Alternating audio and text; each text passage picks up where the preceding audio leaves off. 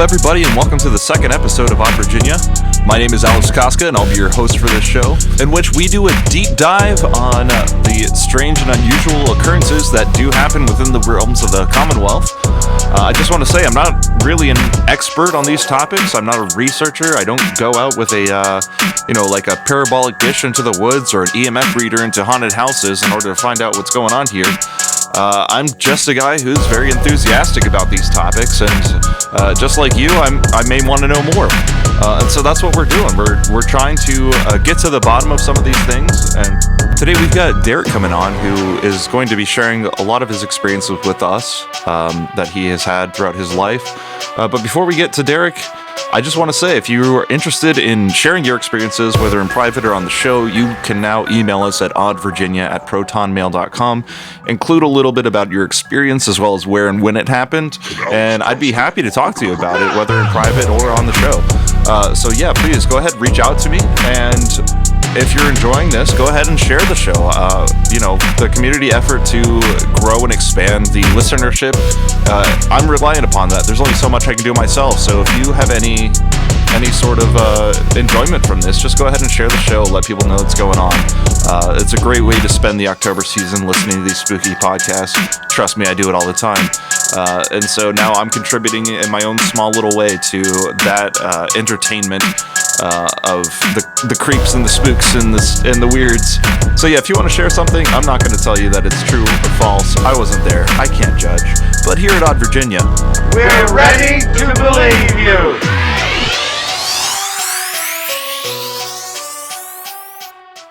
Today I've got Derrick in studio, and we're going to talk about a couple of different experiences he's had throughout his life. And Derrick, thank you so much for coming on. I just want to start out asking you a little bit about yourself, who you are, what you've been up to, where you live. Well, first of all, it's always a pleasure to get to see you and hang out. And I don't know, like I stated, I'm Derrick. I work at a tattoo shop from time to time. I clean in a restaurant, and I've just always been kind of artistic, and the paranormal and I guess the cult side of things has always appealed to me from an early age. Great. So we're talking about things that have happened to you since you were very small, as far as I remember, based on the outline that we have. It starts out with somebody that you called Granny. And where exactly was this, and about when? Well, this was over in Stanton somewhere, but basically, she was my babysitter. She told everybody to call her Granny.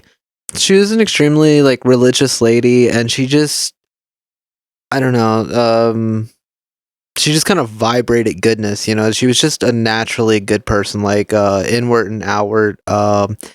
I guess it was based on her religion, but overall, just the essence of her was a good person. And I think early on in age, depending on your upbringing, there does tend to be kind of a I don't know, maybe what seems to be like a spiritual or religious war kind of raged. I remember being extremely scared to actually stay at Granny's house at nighttime, because I would see these figures kind of up in the corners, and they were kind of blacker than black, kind of couldn't quite make them out, but it would be like seeing kind of the silhouette of almost like a gargoyle type hunched figure in the corners.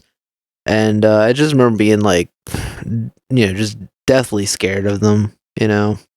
Yeah, so there was this kind of a figure that was watching you from the shadows as you were being babysat, I guess you could say, by this nice old lady. And there's actually something from my childhood that almost relates to that in a sense, because when I was, you might say, before my preteens, I was very, very spiritually conscious. I was very heavily religious. I was, a diehard Christian. And there was always just this feeling when I was alone that there was something watching me, and it did not have my best, my best outcome in mind. It was a scary feeling, and I was always seeking the comfort of other people. in order to escape this feeling, because it seemed like there was something just looming over me, you know? Well, yeah, I mean, I think when you're young, like I said, I mean, depending on your upbringing and what your family or, whatever, like whoever is around you influencing you, whatever they believe tends to be kind of the makeup of your spiritual kind of awakening, your growing and things like that. I think early on as a child, oftentimes people make it very simple. It's good versus evil. There's a line drawn in the sand, and that's just that's what it is. Obviously, as you get older, you start to realize like there's kind of a middle ground, or a lot of people feel like there's a middle ground. It's all about I don't know, like a personal belief system, and Yeah, it's kind of like when you believe in a certain, perhaps a religion, those sorts of things that you believe in start to manifest themselves in different ways. And with something like Christianity, there is the good side of spirituality and there is the dark side of spirituality. There is no in between, and you're either going to see an angel or you're going to see a demon. And that seems to be a very recurring theme in mainstream Christian thought. However, there's also tends to be these in-betweens that Christian thought really can't explain very well. And that's kind of what we're trying to dive into here at Odd Virginia, is we want to think about, what is really going on in the spiritual world, despite what our preconceptions are. Well, yeah, like I said, these figures that I would see and stuff, my granny would just pretty much always tell me, these are demons, which obviously at a young age, like, scared the crap out of me, but she said that, they basically just watched and waited, they were looking for you to kind of, give in to temptations, I guess be sinful, whatever, and I guess, influence, especially, younger children's, hearts, like with their path in life and things like that.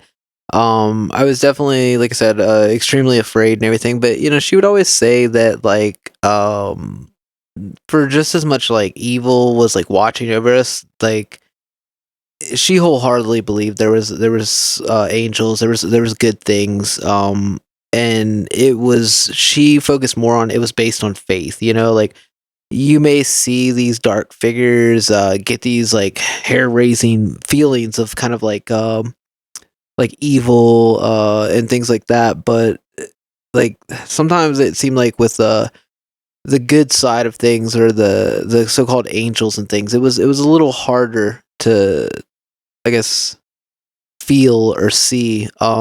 Personally, I just felt like my granny just kind of vibrated that goodness. Yeah, that was like, in my mind as a child, that was my teacher, that was my angel, that was she just, I don't know, like I said, she just like vibrated goodness and stuff. And so in a way, she was telling you that those dark figures were there just to show you that there was an evil presence that wanted you to come to it, not necessarily that it had any kind of influence or control over you, but it was something that was lurking in the darkness, just waiting for you to stray from the path.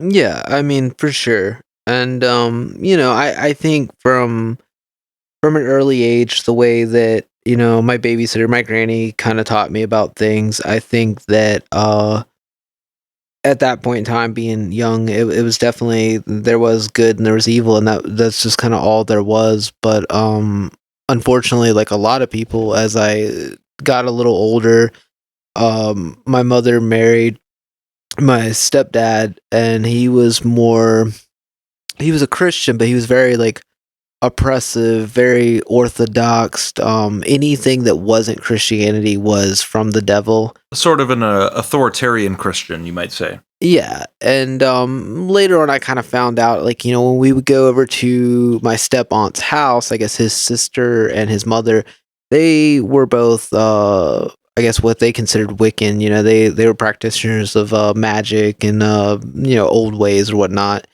And I remember they had just a library full of spell books, things on like Norse religion, mythology, which what some people would consider mythology, and all that. And I remember him getting like really upset when he would find out me and my stepsister would like read these books and things, and he would just obviously hammer in like this is wrong, this is evil, and unfortunately he was on top of being kind of a authoritarian, he was kind of like abusive. So that obviously made me rebel against the so-called like orthodox kind of Christianity type thing. And this being said, you have to think this was, I don't know, when I was like 13, 14. This is before Books a Million had even popped up, or Barnes and Noble, and like even when they popped up, there's such a small section on spirituality or religious practices. This is before the secret had came out, or terms like manifestation was so common, which we see all the time now. According to him, this was all like the devil's work and whatnot. So needless to say, obviously, like we rebelled and we would read these books and whatnot. And I remember feeling kind of powerless with this alpha male Christian figure just kind of always telling me everything I did was wrong. It was from the devil and whatever. Obviously, I think that he was rebelling against his family's upbringing, but by doing that, obviously it caused me to rebel. And I remember specifically one instant where I pulled out a spell book at my step-aunt's house, and I cast a circle, and just kind of did what the book had stated to do. And I remember just asking whatever else was out there. Like I didn't really know what was out there. I didn't have a concept. I was starting to realize like there was a good, there was an evil, but I started to feel like there was potentially a middle ground. And I don't know, like I guess people talk about like, your soul is one of your most precious gifts or whatever. It's what separates us kind of from the animals and things. And I remember doing this ritual, at probably like, I don't know, 14, 15 years old. And I was just like, I'm tired of being oppressed. I'm tired of being abused. I would legitimately give up my soul in order to not be scared anymore, to have some form of power. That's a big statement. Yeah. Needless to say, my step-aunt actually, it was almost as if she could sense it, bust into the room. She starts screaming at me. She's like, "What are you doing? Put that book down, whatever." So needless to say, the circle wasn't necessarily closed or anything like that. I do remember within about a 24-hour period, maybe a day and a half tops, my stepdad got severely ill. I mean, he was really sick and stuff. I don't really know what was going on. He started to seem to get better, and I remember thinking like that wasn't even enough punishment, for what you do sometimes, like how oppressive and abusive you are. And then I remember actually, he actually got his hand caught in a factory machine, and it messed up the tendons and all kinds of stuff. He actually had to have reconstructive surgery. It was pretty serious. Was that around the same time?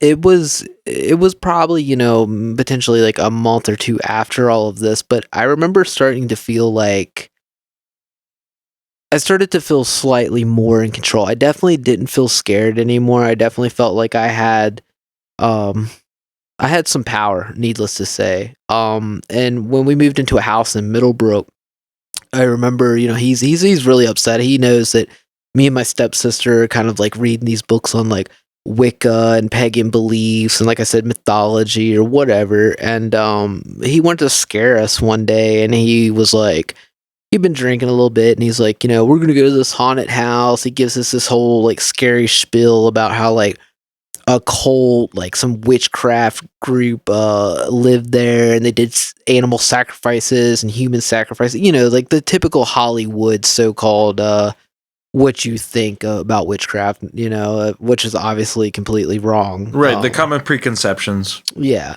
So he takes us to this house, and I remember like we had my pit bull with us, Cochise. He's like a big old bear, man. He was so nice, but we kind of left him in the car. Like my my stepdad was like, leave him in the car. You and your sister, I'm gonna take you in this house, and I'm gonna show you what messing around with the devil gets you, and you're gonna see the darker side of things.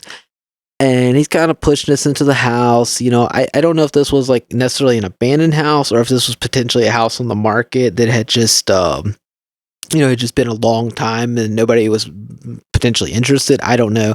But as he starts kind of pushing us into the basement, I remember going down the stairs, and the stairs actually kind of collapsed on me, and I kind of fell. It was only about like maybe 2.5 feet or something, but I kind of fell. I rolled onto my knees, and I look up and I see this like pentagram painted on the wall, and I guess he thought this was gonna like instill some type of fear. And I remember just kind of like kind of laughing because it was a spray painted pink, like a neon pink pentagram. And I guess people had used maybe spray paint and put it on their hands and kind of did like hand splashes on the wall. And I remember just kind of laughing like this is stupid. And I was kind of like I was irritated by this point. I was like, even if you're a Christian, this is not how you handle a situation. This is not how you alter somebody's belief system, even if it is young children or young teens that are rebelling. And I was like, man, like let's get out of here. I'm sick of this. Like, let's go. And as we're coming back to like we're leaving the house, and he's kind of upset, I guess, because he didn't like manipulate us into a certain thought process or whatever. And my dog Cochise, it just starts like growling, and this is not in his nature. And I don't know, like he was just like really upset, and I don't know. So you haven't seen him like on the defensive, kind of growling really hard before? No, I mean he was super friendly. Like if anything, he was gonna knock you over because he's a big muscular pit bull, whatever. But he was just super friendly. He's just a big old bear, And so this was completely out of the norm, and I wasn't thinking much of it. I guess I've always been somebody that tries to, kind of like come to a conclusion like why something maybe is occurring, and I'm like, well, maybe because our stepdad is obviously been drinking and he's kind of more aggressive. Maybe that's why the dog is potentially growling, but I still had never seen this before. And like as we're leaving the house, he peels out, he drives a Ford Probe. It was blue, I remember that. And we're going down this road in Middlebrook because we that was where we had experienced all this stuff, and we're leaving, headed back to our house. And there's like a few twists and turns and things like that. And as the road kind of gets straight, he's got his high beams on, and we see this figure, like it's kind of like a silhouetted figure, and we see it standing on the side of the road. And me and my stepsister are both like, slow down, and he kind of starts tapping the brakes and stuff. Car's kind of jerking around a little on like the loose gravel on the road and whatnot. And as the high beams kind of hit this figure, it starts to kind of crouch down. I don't know. Like it seemed like the figure might have potentially had like baggy clothes or some kind of robe or whatever. But the point is that it started to crouch down, and we were both like, like you need to slow down. Like you're gonna potentially hit this thing. And as we're coming up on it, it just like the figure leaps, and it was like almost like perfect timing. Like he had been tapping the brakes, but we had obviously not come to a full stop. And this figure just kind of goes across the front of the hood. It actually clears the front of the hood, lands on the other side of the road. And, in Middlebrook, there's like some wooded areas, there's houses, whatever. A lot of these houses have like big yards, kind of like field type areas and whatnot. Yeah, Middlebrook is very much like farmland kind of place. Yeah, and when this figure hits the other side, I mean, like obviously, like me and my stepsister are both like, "What the crap?" Like, this figure just hunched down and jumped over top and cleared, a Ford Probe's hood. While we're probably doing at least like we'd start to slow down, but we're still probably doing 25, 30 miles an hour. And I remember turning to the driver's side, like the left-hand side, looking out the window. And when the figure lands, it's on all four, and it just runs off like, kind of into like past the field and into the woods. I mean, and it was very obviously like some type of a canine creature or whatever. And I'm not sure. Like, I mean, people say, the dog man or werewolves or whatever. I don't know if something potentially Well, how big was it? I don't know. I would definitely say like around 6 foot or so. You know what I mean? Like I'm probably about 5'5" or something. It was definitely taller than the average person. But So it was bigger than a human then. yeah, for sure. And I don't know. I guess it was just like it was definitely a scary experience, you know. And I don't think like by any means was that house, you know, necessarily like haunted or whatever his like story to try to manipulate us into, you know, his belief system was. But I do know that something something may have manifested through our feelings or through the potential of I guess kind of like potentially maybe his anger and our just like annoyance. And you know there was a lot of talk of paranormal kind of like spirituality, witchcraft, whatever. And I think So that, you guys were kind of on the subject when this thing happened. yeah, so I think that that was potentially why that thing presented itself to us. Well, that's kind of the question with any kind of cryptid creature is like, are these things, as you might say, a tulpa, where you're manifesting the physical form of something that is ordinarily spiritual? What is going on with these? I mean, honestly, I don't know. Like I said, my entire life, it seems like there's always been some kind of beyond religious experiences. You know, these are kind of getting into the paranormal, spirituality, whatever. Um, I'm not really sure, honestly, what we saw or how I should feel about it, but I know the whole entire vibe that night was, I don't know, like my stepdad had definitely chilled out. He wasn't out there trying to convince us of like thinking a certain way. Like he was really quiet once we got home. And you know whatever, went off to bed. And that was kind of it. And then you know I remember me and my stepsister had actually, I don't know, we kind of asked about it like the next day, and he just dismissed it and swore up and down, you know, he didn't see that. He remembers a dog running across the road or whatever it was. um, but I don't know. I think that I don't know. I think potentially the fact that you know this person was so orthodox, like strict Christian, that you know between like his belief system, the fact that me and my stepsister were more on the fence of like there's a lot more out there than we understand, and the potential. So he was basically trying to show you guys what is true, and in return, he was shaken. Yeah, for sure. I mean, it like that after that experience, you know, he kind of left us alone per se. He definitely wasn't like the type of parent that was like, I'm gonna come in and I'm gonna stomp your, you know, AC/DC tapes and whatever. He started to kind of just leave us alone and let us be. And from there, um I don't know. I think that from there we had obviously experienced something that was definitely beyond the typical religious belief or like kind of like definitely some kind of paranormal type thing. And Yeah, and you know me, I'm a devout Christian, but when it comes to these sorts of things where it's like, oh, there I saw a creature in the woods. What the hell was it? Was it an alien? Was it some sort of spiritual phenomenon? Was it a evolved creature that we have no idea about? Every single time anybody asks me a question like that, my answer is always yes, because we don't really know what these things are. There are some elusive creatures out there. Perhaps they're extra dimensional, perhaps they're extraterrestrial, perhaps they're elusive creatures that evolved off of the branch of the human timeline that we just don't know about. And until we can figure out what they are, for me it's wide open. Yes, the answer is yes. yeah, I don't know. I mean, I'm definitely pretty open to the idea of all kinds of things. I mean, I think there's a lot of stuff out there that we don't necessarily understand. But I think like after that experience, there was definitely when you're rebelling against kind of a forced religion on you, and you experience something like that. all of a sudden your mind is like it's really open. I don't think it's necessarily as much like good and evil or like, angels and demons or whatever. It's not one-sided anymore. You're starting to realize there's a lot of stuff out there, I mean, there is. And I do believe that there is good and evil, but I do also believe that there is some sort of like gray area.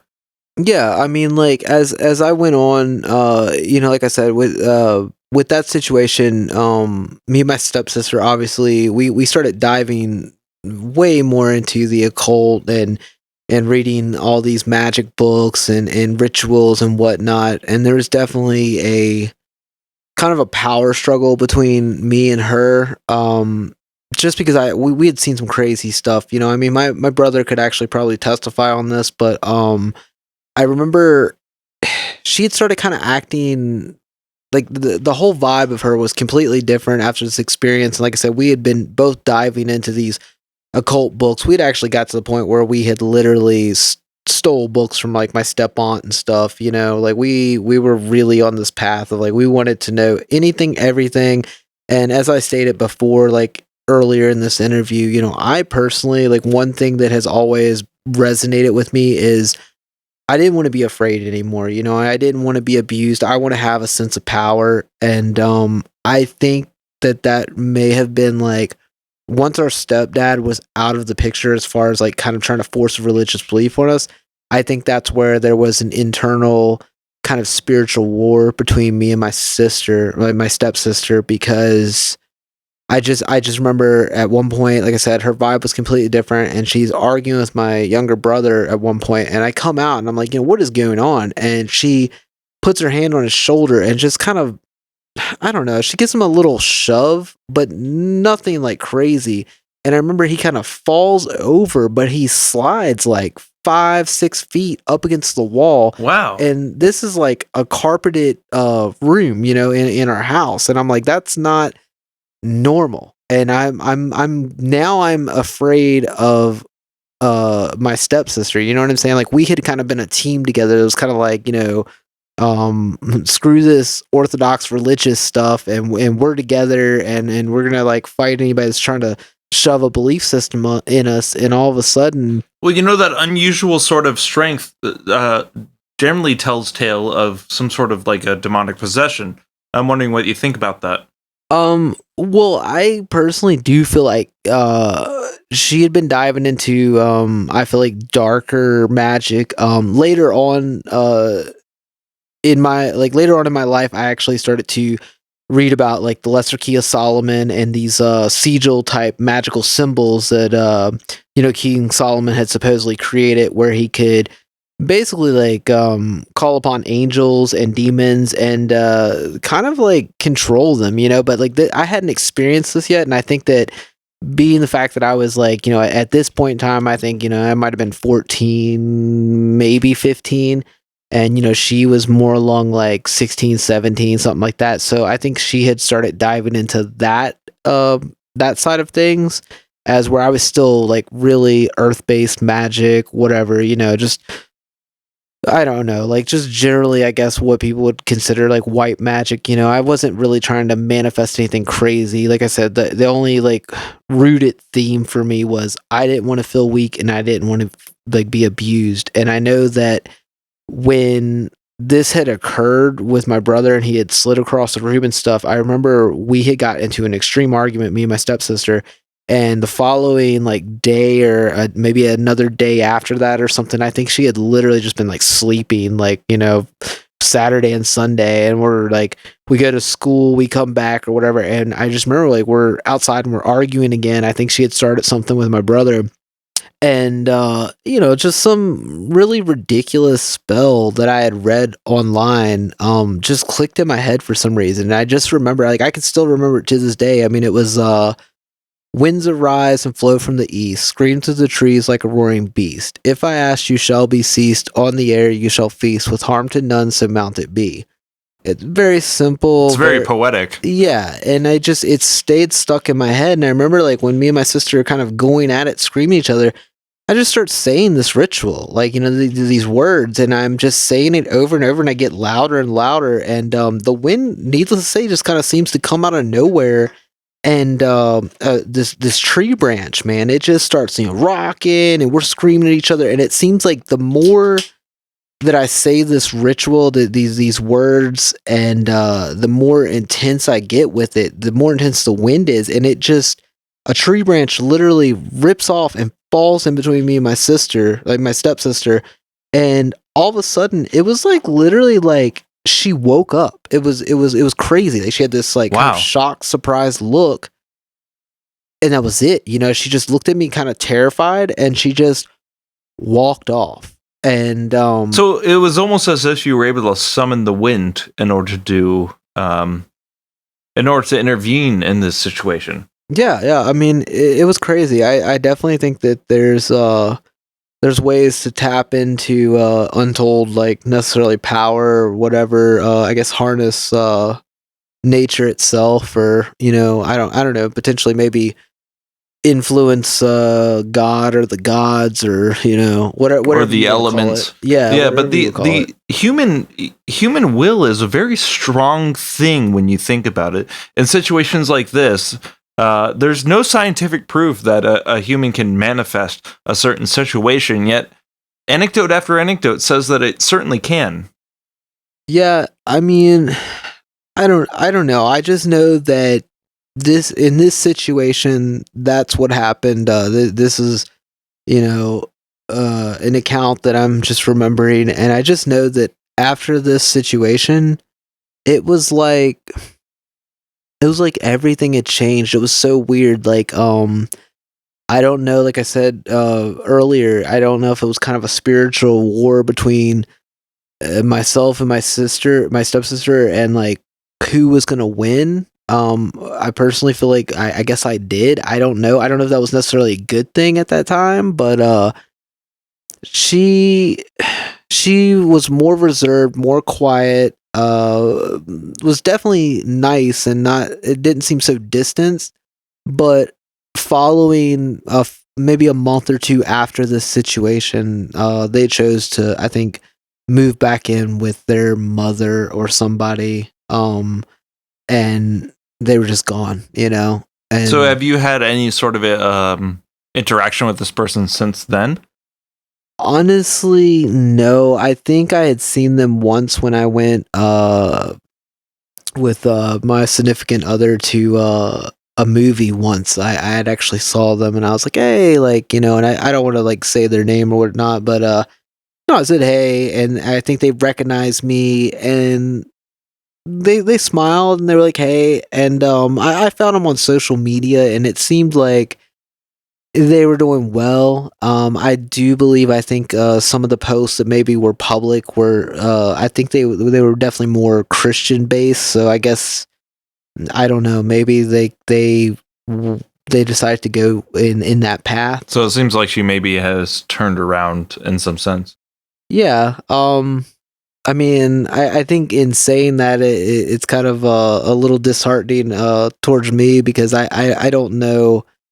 I never really changed my belief system. I definitely feel like there's a lot out there. I don't feel like it's so cut and dry, good and evil. Earlier I had stated something about, King Solomon, the lesser key of King Solomon and stuff.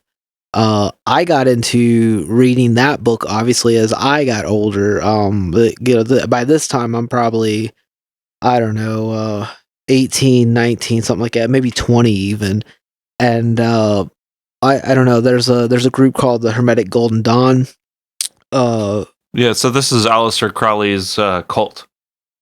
Not technically Aleister Crowley's. A guy named Mathers had actually created this, I guess, quote-unquote secret society, kind of esoteric, whatever. Okay, so Aleister Crowley actually had the Ordo Templi Austriatus? Was that it? Yes, but before that... So that's different from the Hermetic Golden Dawn. Yeah, before that he had actually been studying with Mathers, and, he went on to create his own, I guess, so-called secret society or whatnot.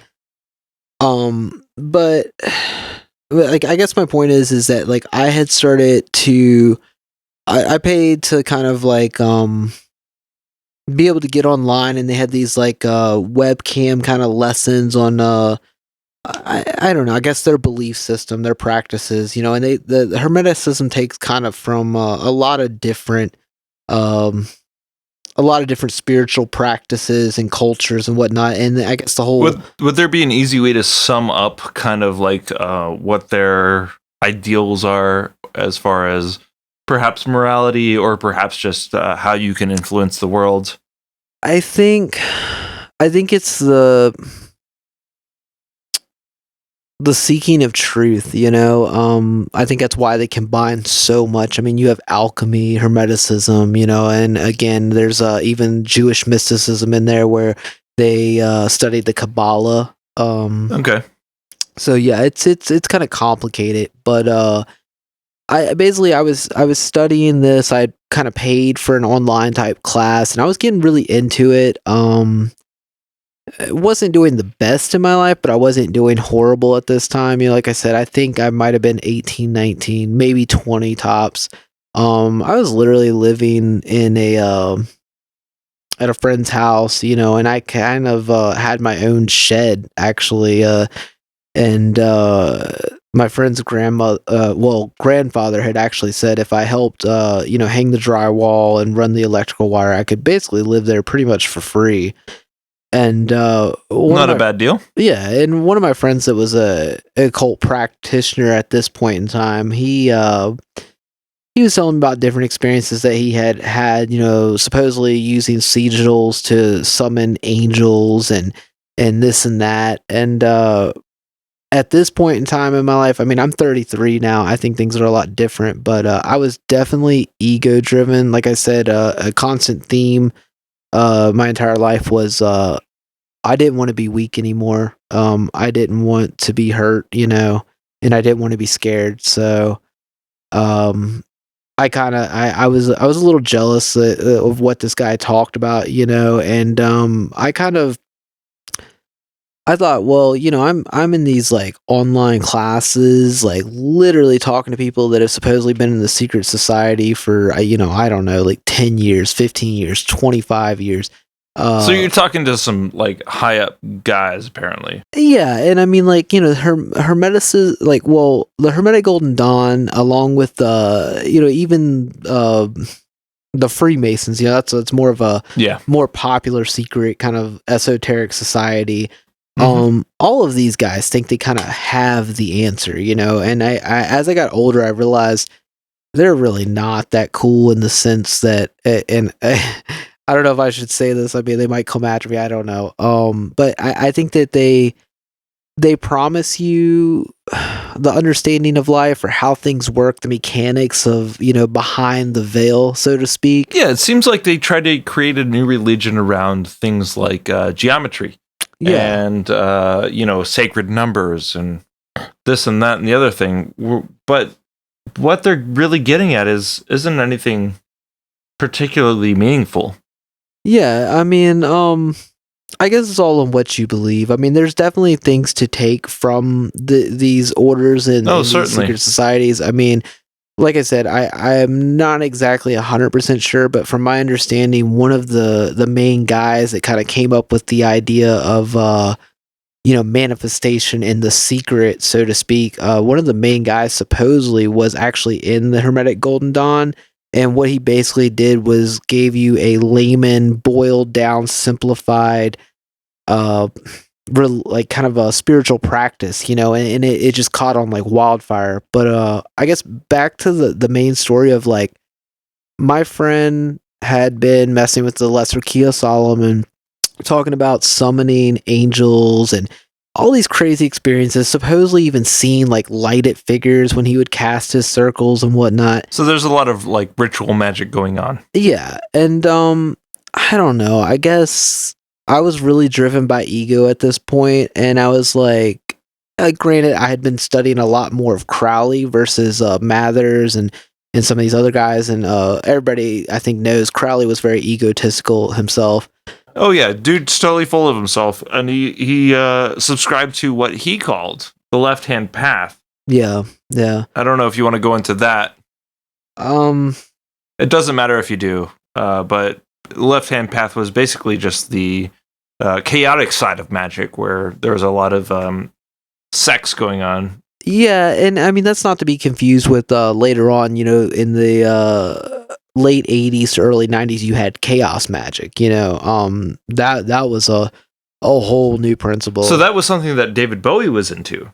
Yeah, chaos magic was pretty wild. I mean, like, you just pretty much picked and choose what you wanted, basically like some of these esoteric societies, but whatever worked for you. One of the biggest things that people like to do with this so-called chaos magic was creating sigils, which are like magic symbols, rooted in the subconscious of like you would have a certain thought or sentence or whatever, and you'd create this magical symbol, and by looking at it, meditating on it, even things as weird as honestly like sex magic, where people would potentially get off and then look at this symbol and project this life energy into it. This is supposedly how you would manifest these things that you wanted. But like back to what I was saying, I guess I was very ego driven, and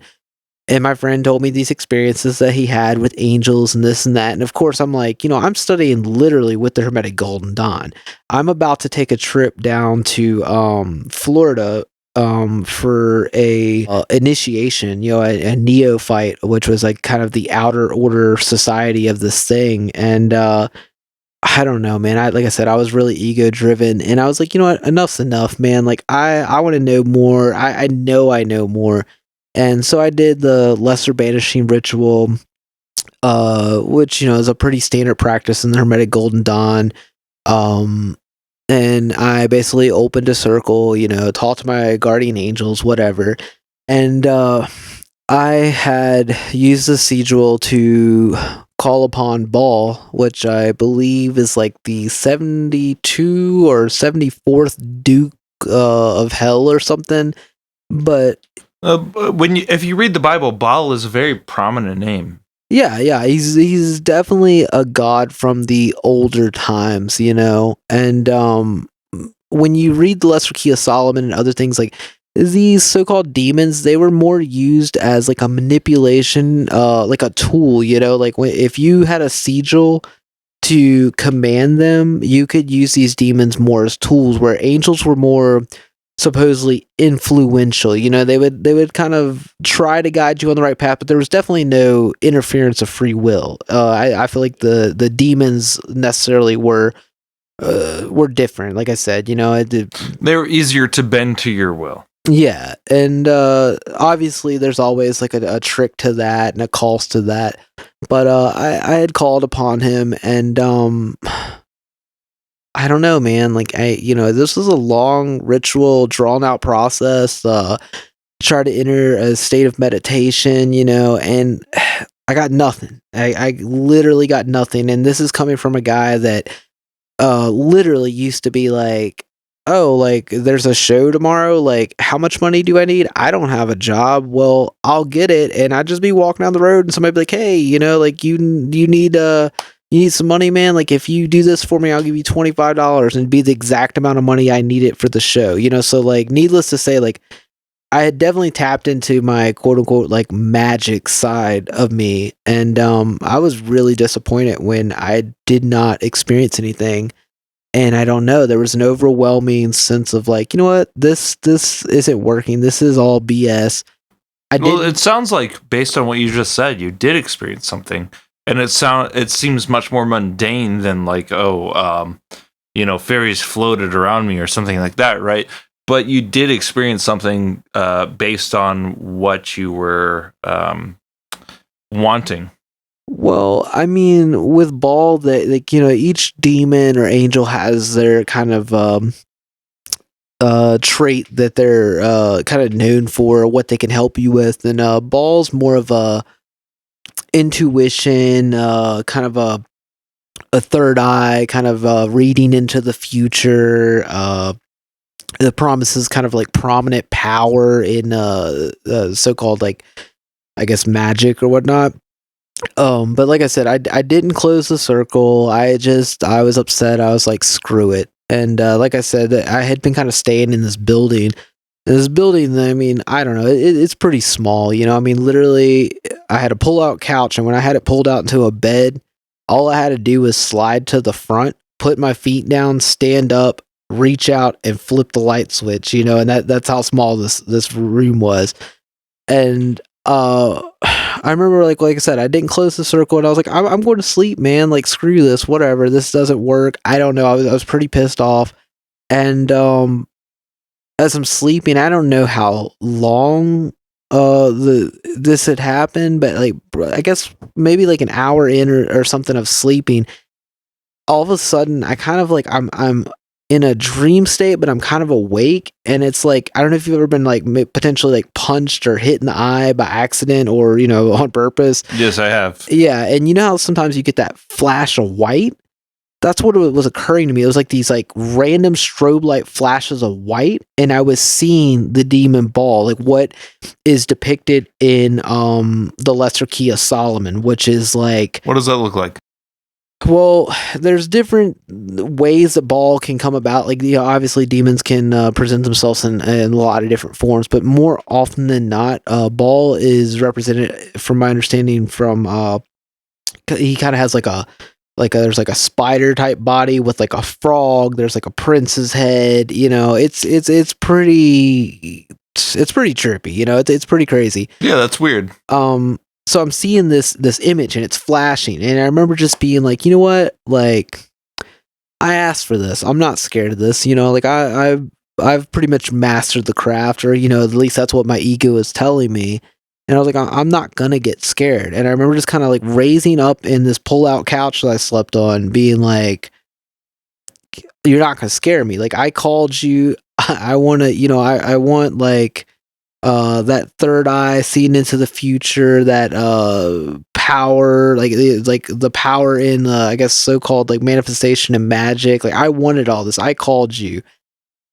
And it just became overwhelmingly scary. I mean, all of a sudden it was like somebody turned up the strobe light of this white and this figure flashing in my eyes, and I had my eyes open. I'm in the darkness of literally a build, like a small little shed building that I'm living in, and I finally just snap. I'm like, I'm legitimately scared. And so all of a sudden it was like, hey, guess what? You're getting more than you asked for. Yeah, and I'm legitimately scared, and I remember sliding to the front of my bed, and as I stated earlier, this building's so small, you slide to the front, you stand up, you reach out, you flip the light switch on. That's how easy it is.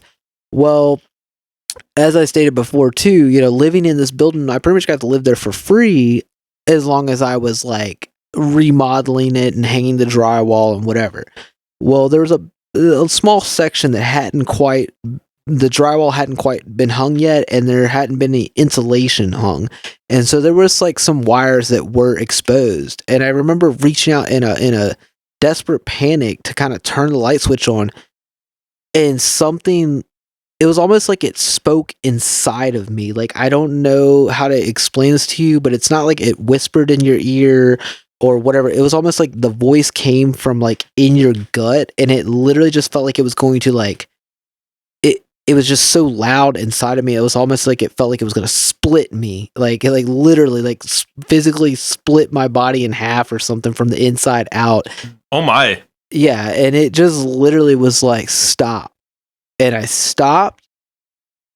And I guess in that moment of hesitation, all of a sudden my senses kind of came back to me. And somehow, like I said, this building was so small, I'm in the wrong corner. I know that I slid straight down the bed, stood up, reached out, but somehow I'm on the opposite end of the building, where the kind of the headboard would, like, of the couch would face or whatever, and my hand was about to grab onto a live wire. I don't know if that would have potentially like killed me or how harmful it would have been. I don't know about any of that. I just know that I was like, wow, this is crazy. Now all of a sudden I'm kind of like in my right mind. I obviously feel on the couch. I feel to the front of it. I reach out. I flip the light on. When I flip the light on, there are legitimate, I see maggots like just falling out of the walls. And I don't know. Like, I'm thinking like maybe this is a dream. I don't really know, but I start screaming. And yeah, that's absolutely disgusting. yeah, and the kid I was living with and his girlfriend kind of came running out of the house, and the guy he never admitted to seeing anything, but I know that he was very like startled and just kind of like wouldn't come in the building. And the girl that he was dating at the time, I mean, she was already like porcelain pale white. She just turns whiter than that, and I'm just like, "Do you see it?" And she's just like, oh my god, no," and just runs. And I don't know, man. That sounds like a confirmation. Yeah, I was so scared, and they basically both just ran off. And I guess like when you're messing with that type of energy, when you start calling on that stuff, like there's nothing you can do but basically either run away or face it. And I was like, this is I hadn't like, I guess I was being like so-called trained properly, looking into the Hermetic Golden Dawn and on this forum and in these classes that I was taking. So it's like second nature clicked over, and all of a sudden the ego, it's like I flipped the switch off on the ego, and I was like, you know what? I know what to do in this situation. You're not winning. You're not gonna freak me out. Like you're a fucking tool. Like, excuse me, but I started to proceed to close the circle and finish off the actual ending of the lesser banishing ritual. And after I finished it with the lights on, like everything was fine. So you realized at that point that association with demons probably wasn't the way forward in your life, right? Yeah, I think that there's definitely a possible abuse of power. I think that you have to have a full understanding and comprehension of what you're diving into. Like I don't think you read a religious text or ancient scriptures or whatever, and think that you just know it, just because you've been studying this or reading something for maybe a year. I mean, these people, like right? There's a infinite number of forces outside of us that we don't really realize, and to just tap into one and think that you understand it is completely naive. But on a completely unrelated note, there is a band from Richmond, Virginia named Gwar who has a song that goes, "Maggots! Maggots! Maggots are falling like rain!" Actually, yeah, I am familiar with them. Actually, my mom just went to Richmond to, I think, their 30th anniversary show or something in Richmond. Nice. Yeah, they're great guys, man. What a band. Yeah. So I don't know. I mean, I guess that's all I got for you guys today. But it was a pleasure being on the show. Hey man, if there's anything that you want to plug, anything that you've got going on, if you have a YouTube channel or perhaps like a business that you're working with that you want to talk about real quick at the end of this segment, go ahead and tell me about it. Yeah, as I stated earlier, I do work at a shop part-time, and Old Wharf Tattoos in Stanton, Virginia, they're awesome if you're looking for some kind of old school, new school kind of tattoo work. They're great guys, two great artists, and if it's your first tattoo or your 100th tattoo, they're going to go through the entire process with you. They're never going to give you any ego or any lip. They're gonna make sure you get what you want to get, and I love those guys. Alan, Sean, I love you guys. Hey, talking about tattoos, Derrick has got a body full of them. This guy knows what he's talking about when it comes to tattoos, because he has a good number of tattoos. I'd say probably 30 plus covering his body. This guy knows tattoos better than I do, for sure. Oh yeah, I mean, I'm literally from the face to the toes tattooed. All my facial tattoos are actually spiritual kind of things that I've got throughout my life, and especially the Misfits tattoo, super spiritual. Teenagers from Mars. Yeah. And outside that, I don't know. I've been doing a little YouTube channel type thing, and hopefully soon a podcast, Triumphant Tales.